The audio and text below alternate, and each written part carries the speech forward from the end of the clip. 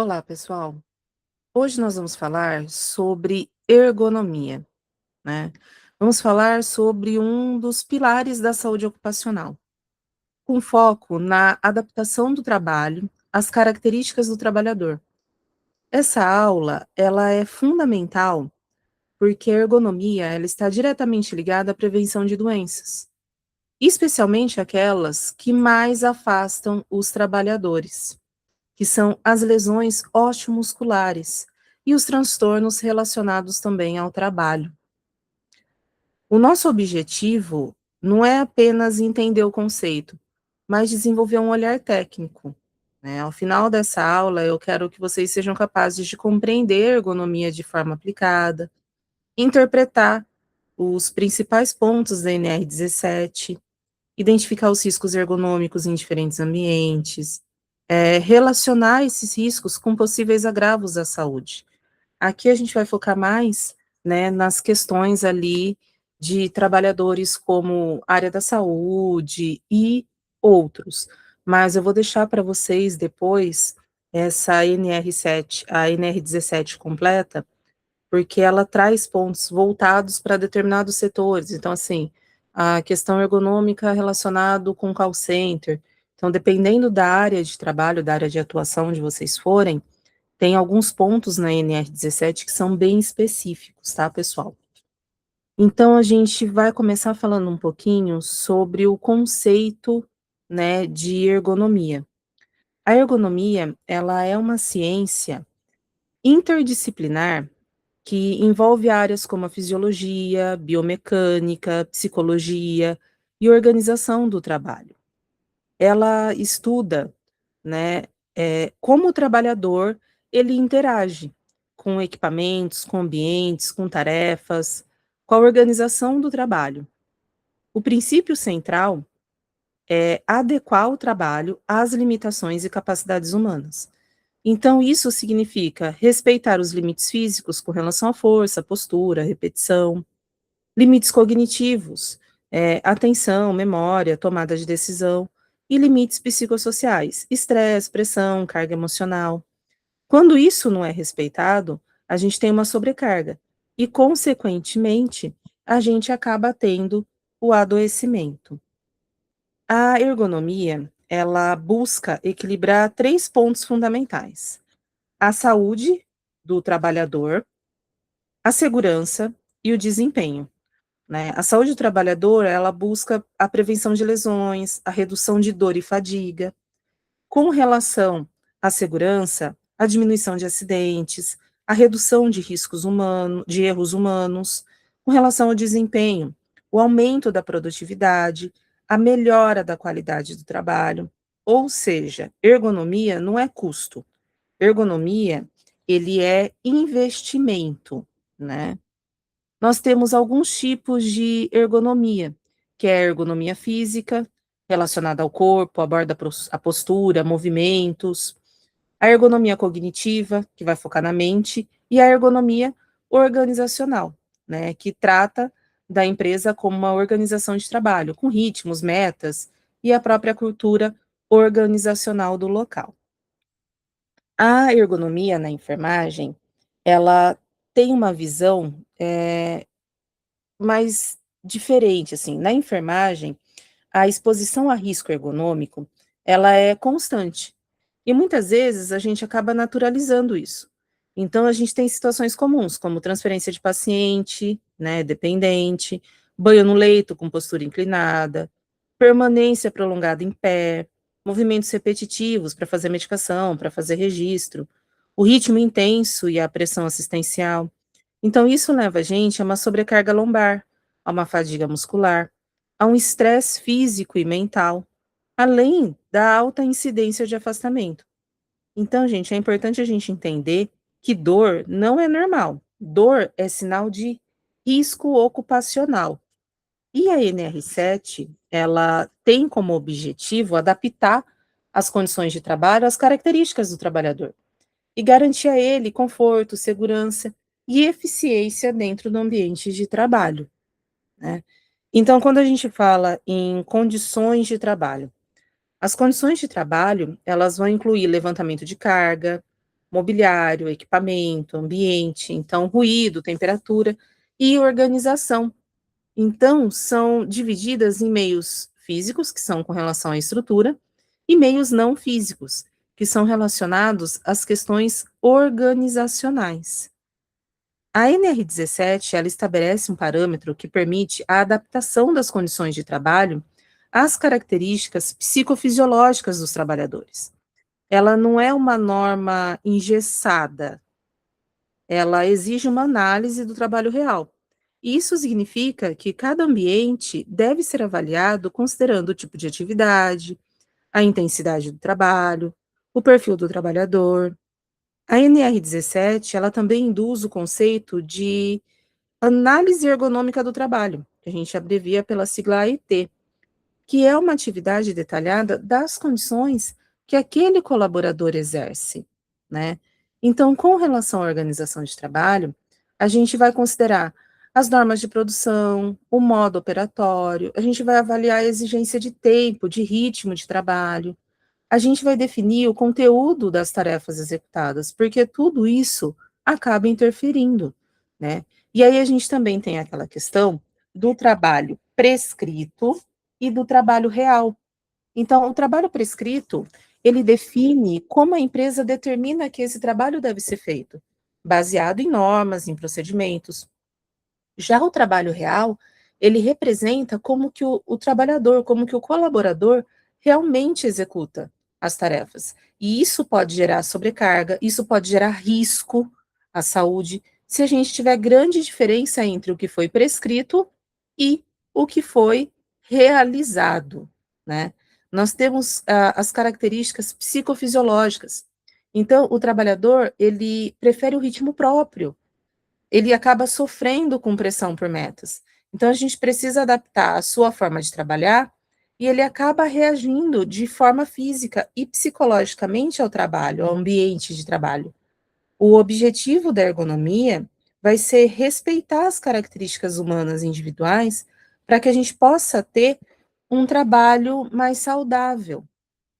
Então, a gente tem a análise ergonômica do trabalho. Ela é dividida em algumas etapas. Então, a gente tem a avaliação, a gente tem as etapas fundamentais e a gente tem os resultados e melhorias.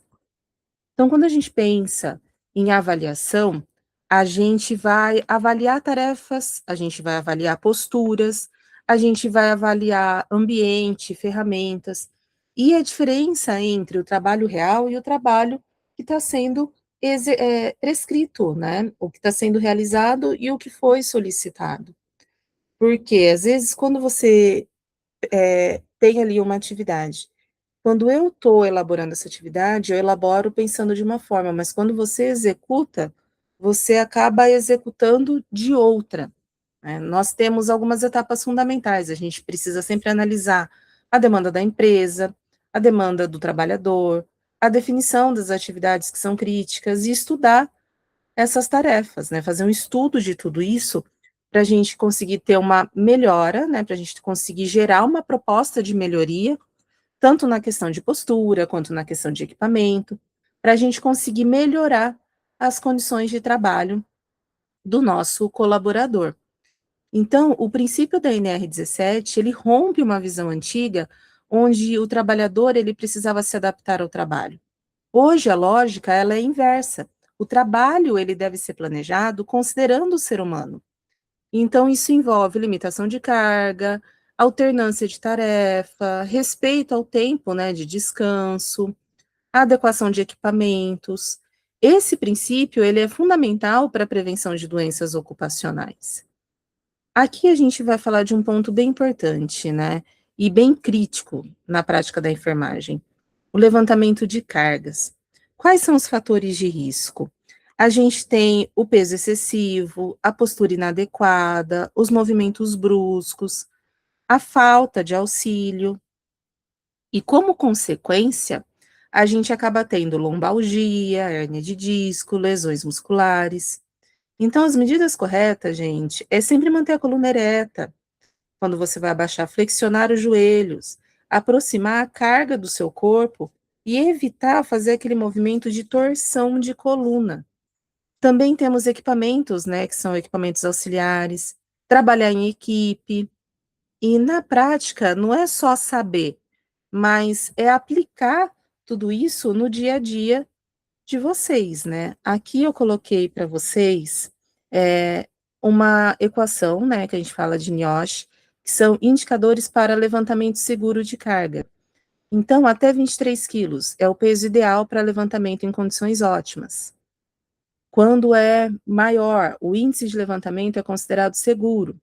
E maior que 3, maior ou menor do que 1, índice de levantamento considerado seguro. E maior do que 3, índice de levantamento indicando alto risco de lesão. Então, a gente precisa se atentar muito. Às vezes a gente fala, eu consigo, mas você está carregando algo que vai além da sua capacidade corporal. Quando a gente pensa, né, em mobiliário ergonômico, o mobiliário, ele deve permitir uma postura adequada. Então, a gente precisa ter cadeira com apoio lombar, isso vai evitar a sobrecarga da coluna. A gente precisa ter a altura correta da mesa, para a gente evitar tensão nos ombros. A gente precisa do apoio para os pés, para ter uma melhora da circulação. Então, o imobiliário inadequado, ele vai levar o colaborador a ter dores crônicas, problemas circulatórios, fadiga precoce. E quando a gente pensa, em postura de trabalho, né, a postura de trabalho, como sentado e em pé, elas possuem vantagens e desvantagens ergonômicas. Quando você está sentado, você gasta menos energia, mas você acaba podendo gerar o sedentarismo. Enquanto você está em pé, né, você pode causar varizes, fadigas e pode ter exigência de pausas e assentos para descanso. Nós temos os assentos adequados, né? Eles devem possuir altura ajustável para a lombar, uma borda frontal do assento mais arredondada. O material deve ser confortável e respirável, tanto para o assento quanto para o encosto, para a gente ficar num ambiente mais confortável. Aqui a gente tem a imagem do apoio para os pés, né? O apoio para os pés vai ser essencial para a gente ter uma melhora da circulação. Tem trabalhadores que eles não alcançam o chão, ou, né, para permitir a variação da postura, também contribuindo para o conforto, para a circulação. Às vezes o colaborador, ele não consegue encostar o pé no chão se ele está com a coluna apoiada no encosto da cadeira, então ele vem para frente para poder apoiar no chão, e aí ele fica sem esse apoio para as costas. A gente tem também alguns equipamentos, que devem facilitar o trabalho e não dificultar, né. No caso da enfermagem, nós temos as macas reguláveis, os carrinhos organizados, os equipamentos, né, com fácil acesso. Quando isso, não ocorre, a gente tem um aumento do esforço físico, um aumento do tempo de execução, um aumento do risco de erro e acidente. Nós temos aqui também, esses equipamentos ergonômicos que devem facilitar o trabalho e evitar o esforço desnecessário. Quando a gente está falando em computadores, o computador, ele deve estar na altura dos olhos. As distâncias, olho e tela, olho e teclado, olho documento, elas devem ser iguais, você não tem que ficar muito próximo à tela, e nem muito próximo ao teclado ou documento que você está preenchendo, né. A gente tem as condições ambientais ideais, uma temperatura entre 20 e 23 graus, para a gente ter uma atividade de atenção constante. A umidade, a velocidade do ar, ruído, pessoal, é muito importante. O ruído até 65 decibéis, ele é um ruído confortável, né? É diferente do limite de insalubridade, que é 85. Então, quando está em 85, a gente tem ali as questões de insalubridade, mas a gente tem aquele volume que é considerado confortável. Esse volume é de até 65. A gente tem as questões da iluminação adequada. A iluminação, ela deve seguir normas técnicas, né, e ela é medida em lux. É crucial a gente evitar reflexo, ofuscamento, para garantir um conforto visual e também a produtividade do nosso colaborador. A organização de trabalho, aqui eu estou focando mais, pessoal, numa questão mais geral da NR17. Depois eu vou falar um pouquinho mais para vocês das questões voltadas para a enfermagem, tá? O máximo de 8.000 toques por hora no teclado, máximo de 5 horas por dia dedicadas à digitação, e ter pausas obrigatórias de 10 minutos a cada 50 minutos de trabalho contínuo. Isso são regras, né? São leis que a gente tem. A gente tem o anexo 1, que fala sobre os riscos para os operadores de checkout, né, que são movimentos repetitivos, postura inadequada, e isso tudo pode gerar lesão. A pressão por tempo e contato constante com clientes, isso contribui muito para o estresse, né. Aqui eu coloquei para vocês algumas medidas para os operadores de checkout, alternar postura, sentado, em pé, utilizar a cadeira adequada, reduzir o esforço físico, é necessário, né, para ter uma melhor postura ali no trabalho, menos dor muscular, ter pausas regulares para descanso, para recuperação e a utilização do apoio dos pés. Com relação aos aspectos psicossociais, o atendimento constante ao público, a exigência de cordialidade, a pressão emocional, tudo isso, gente, gera um estresse e um cansaço mental muito grande. Então, isso são pontos cruciais quando a gente fala da ergonomia psicossocial, né? Aqui eu coloquei para vocês do treinamento em ergonomia, que é obrigatório um mínimo de 2 horas de duração, que deve ser realizados em até 30 dias após a admissão e ter reciclagem anual. E o conteúdo que tem que ter nesse treinamento de ergonomia é com relação à postura, à organização do trabalho, riscos ergonômicos e com relação à prevenção de doenças, né? Quando a gente, voltando um pouquinho na questão da iluminação, né, uma iluminação, quando ela é agradável, quando ela é adequada, né, ela traz conforto.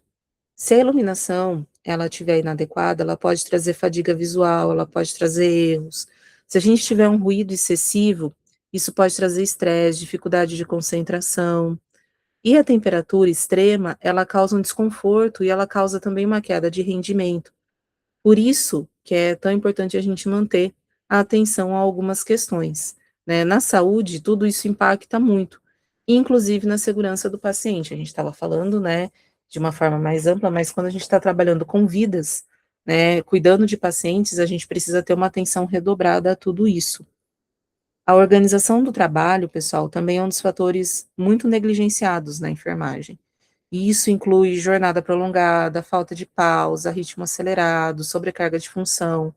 E tudo isso gera estresse, gera o burnout, que a gente está tendo vários casos, e gera erros assistenciais. Ou seja, não é só físico, né? É mental também. E nós temos 3 tipos ali de ergonomia que elas atuam juntas, que são a física, a cognitiva e a organizacional, que a gente já falou. Então, com relação, né, aos riscos, eles não são isolados, eles se somam. Então, se a gente tiver uma postura inadequada, um ritmo intenso, uma falta de pausa, a gente acaba tendo um alto risco de adoecimento. Por isso, gente, é tão importante a gente analisar o contexto e não apenas o fator isolado. A NR17, que fala sobre a questão da ergonomia, como eu disse para vocês, ela tem pontos muito específicos, né, então ela tem um ponto voltado só para o telemarketing, um ponto voltado só para quem presta assistência de enfermagem. Então isso vai muito de encontro com a área em que vocês estiverem trabalhando, né. O papel do técnico de enfermagem do trabalho nessa questão, ele vai além da assistência. Vocês vão ter que identificar os riscos no ambiente, orientar os trabalhadores, participar de treinamentos, monitorar os sinais de adoecimento, vocês vão atuar na prevenção, vocês são peça-chave na promoção da saúde ocupacional. Então, a prevenção, ela vai envolver desde a educação em saúde, a adequação do ambiente, o uso correto do corpo, as pausas, os rodízios. Então, são pequenas mudanças que evitam, grandes problemas, né. E vocês são esse ponto crucial na questão da ergonomia. Então, para a gente finalizar, a ergonomia, ela não é apenas conforto, ela é saúde, segurança e qualidade de vida. A NR17, ela garante isso na prática. E nós, como profissionais de saúde, nós temos um papel fundamental na aplicação desse conceito. Então, pessoal, muito obrigado pela atenção e a gente se encontra na nossa próxima aula.